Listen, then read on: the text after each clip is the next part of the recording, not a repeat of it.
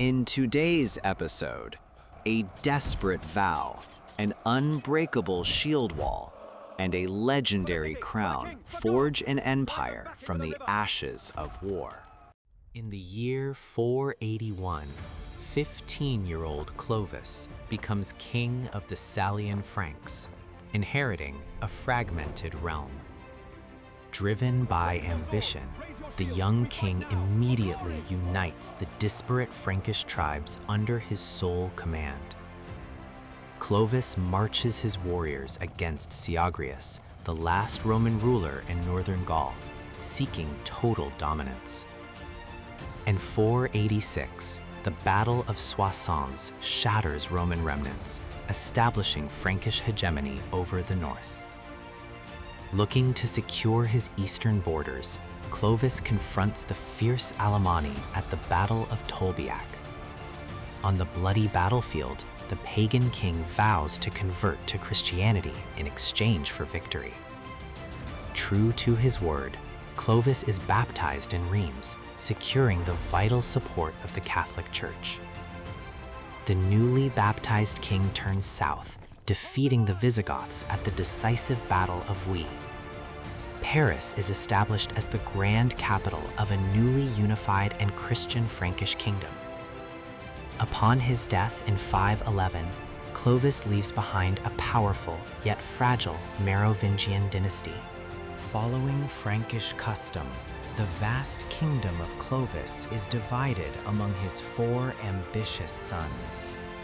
Brother turns against brother as rival capitals in Reims, Orleans, Paris, and Soissons emerge. Despite the internal chaos, the Frankish kings successfully conquer Burgundy and expand their eastern borders. Brutal blood feuds and assassinations tear the royal family apart over successive generations. Queen Brunhilda of Austrasia emerges as a fierce matriarch, defending her descendants' royal claims. Her bitter rivalry with Queen Fredegund of Neustria plunges the realm into decades of bloody civil war. Assassins strike in the dark as both queens stop at nothing to secure absolute power. In 613, the nobility rebels against the aging Brunhilda, ending her turbulent reign in brutal execution. King Clotaire II reunites the Frankish realms, but is forced to grant immense power to his nobles. The office of the mayor of the palace rises, overshadowing the increasingly weak Merovingian kings.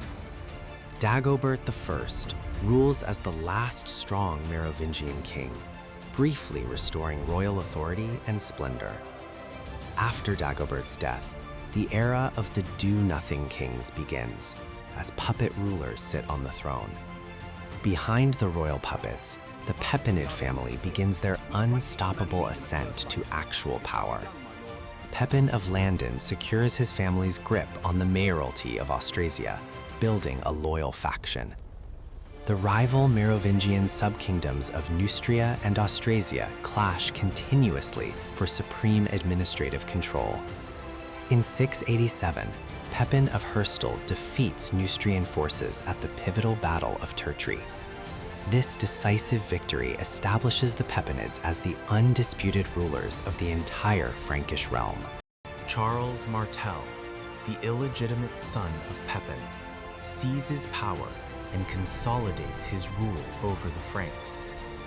He reforms the military, creating an elite force of heavy cavalry fueled by seized church lands. A massive Umayyad invasion force crosses the Pyrenees, threatening the heart of Christian Europe. In 732, Charles meets the Islamic army between Tours and Poitiers in a clash of civilizations. The disciplined Frankish infantry stands like a wall of ice, repelling the cavalry charges. The Umayyad commander is slain, and the invading army retreats under the cover of night. Hailed as the Hammer, Charles Martel secures his legacy as the defender of Christendom. He spends his remaining years subduing Burgundy and Aquitaine, centralizing the authority of the state. Pepin the Short inherits his father's supreme authority, but seeks the legitimacy of a crown. He sends a crucial inquiry to Pope Zachary, asking who should truly hold the royal title. The Pope declares that he who holds the actual power should also wear the crown. In 751, the last Merovingian king, Childeric III, is deposed, tonsured, and sent to a monastery. Pepin is anointed king of the Franks, initiating the illustrious Carolingian dynasty with papal blessing. In return, King Pepin marches into Italy to defend Rome against the aggressive Lombards. He defeats the Lombards and grants conquered lands to the Pope, creating the Papal States. The donation of Pepin seals a powerful alliance between the Frankish crown and the papacy. Pepin campaigns tirelessly in Aquitaine, integrating the rebellious southern region into his kingdom. In 768, Charles and his brother Charlemagne inherit the vast, stable realm of their father, Pepin. Following Charlemagne's early death, Charles becomes the sole ruler, embarking on unprecedented military campaigns.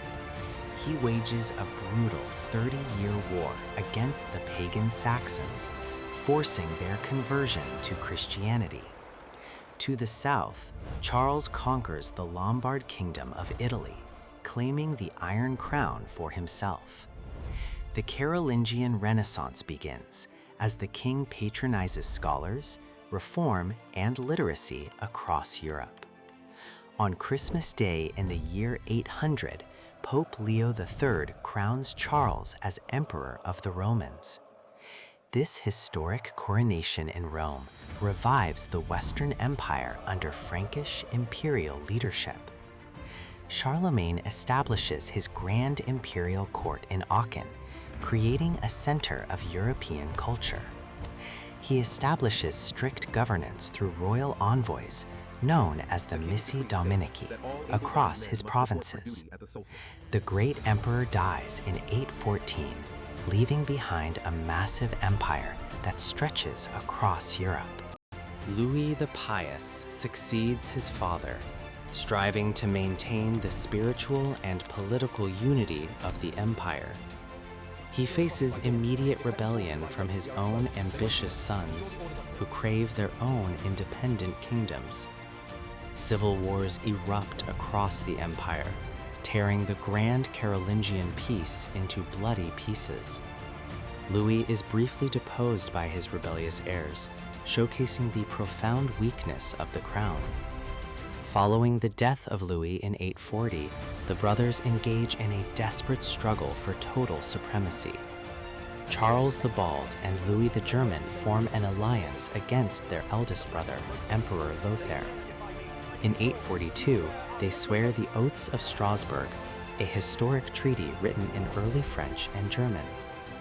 The Treaty of Verdun in 843 officially partitions the massive empire into 3 distinct kingdoms.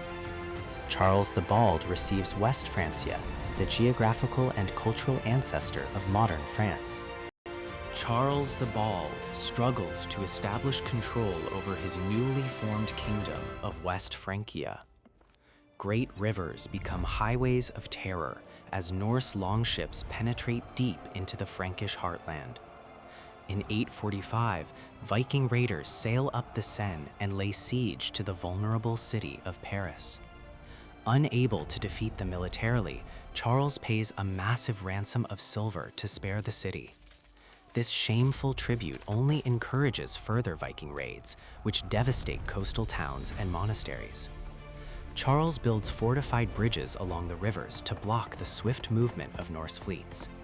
He also grants lands and titles to regional nobles, inadvertently weakening the centralized power of the crown. The Edict of Pistis in 864 mandates military reforms to counter the relentless Viking threat. When Charles dies in 877, the royal authority of West Francia is severely compromised by local lords. Weak Carolingian kings succeed Charles, unable to stop the growing independence of the regional nobility.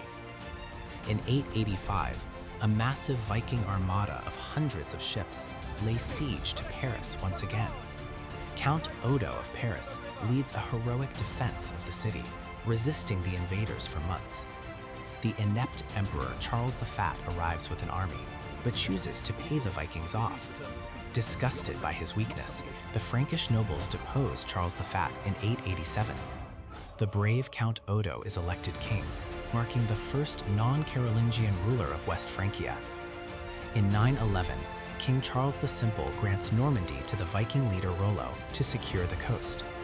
This historic treaty successfully converts fierce enemies into defenders of the Frankish realm.